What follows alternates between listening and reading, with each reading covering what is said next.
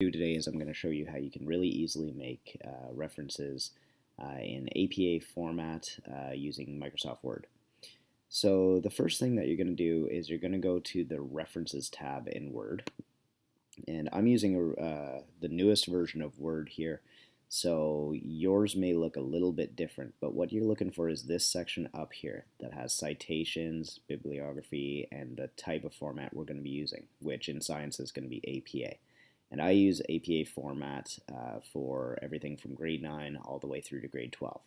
And most universities use APA as well in science.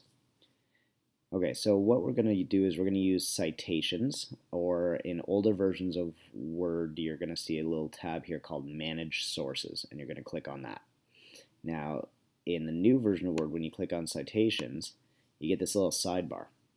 And here I've got all of the different sources that I'm using. So here I've got a page, I'm actually citing The Origin of the Species by Charles Darwin, and I'm citing my own website. What you're going to do when you have a new source, which is likely going to be a website, is you'll go to the website itself, and this is the one I'm going to be using. It's Encyclopedia Britannica, and it's an article on Charles Darwin, British naturalist. It's written by Adrian J. Desmond, and so on. And you're going to insert this source into Microsoft Word just like this. I'll go back to Microsoft Word, and over here I'm going to go down to this little settings icon. I'm going to go to Citation Source Manager. And like I said, on older versions of Word, Source Manager or Manage Sources is going to be up here in this part of the tab. So I'm going to go to Citation Source Manager, and here I've got the two sources I'm currently working with, and I'm going to create a new one. So I'm going to click New, and up here under Type of Source, I'm going to select Website. But if you were getting your information from a book or a journal or a report or anything else, all your options are here. So we're going to go Website. Then I just need to fill out this information as best I can. So the author on this one, what's nice about the website that I picked here, is it has an author, Adrian J. Desmond. And I can just copy that over as the author.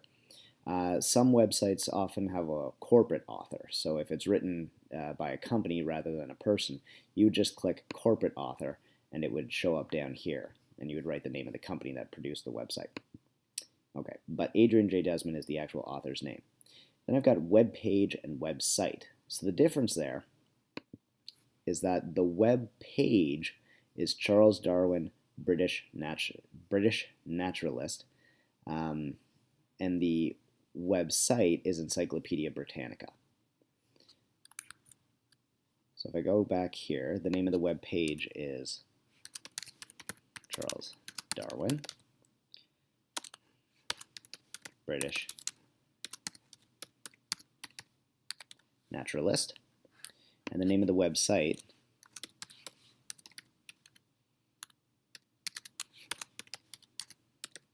Encyclopedia Britannica. The URL is just the full URL from your source, so you can copy that over. And then the year, the month, and the day is preferably the year, the month, and the day that the website was launched, which sometimes you can find at the bottom of the web page. This one, luckily, it says last updated March 8th, 2019. But if you can't find a date, the next best thing you can do is to put in the date that you accessed the information, so that anybody who's looking at your reference knows when you got that info. So I'll go back and I can go 2019 March 8th. Okay, and then I've got all of my fields entered, and I hit OK. And now it shows up under my current list, and I can close. Okay, and over here it's present under my citations.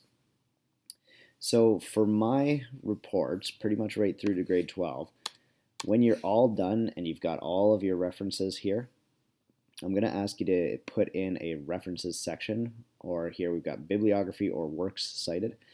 So I'm just going to click bibliography, and Microsoft Word generates a bibliography for me. with my 3 references all in APA format. As well, if you're in grade 11 or grade 12, I might ask you to do references in the text, which is pretty easy to do. So I've got this sentence here: Darwin has been described as one of the most influential figures in human history. Let's say I got that from Mr. Baird's website. Well, I can insert a reference directly in the text by clicking on the citation, or double clicking on the citation right where I want it in the text. And then I've got APA style reference right here, right in the text itself. If you're working on a report for an English class, like I said, your teacher might want MLA style. So if you go up here to APA, you've got all these different possible styles for references. And if you click on MLA, it updates in the text and it updates your bibliography. But I'm going to keep mine as APA for science. Okay, so I hope that's helpful, guys, and you can always ask me questions about it if you're unclear about how to do that. Okay.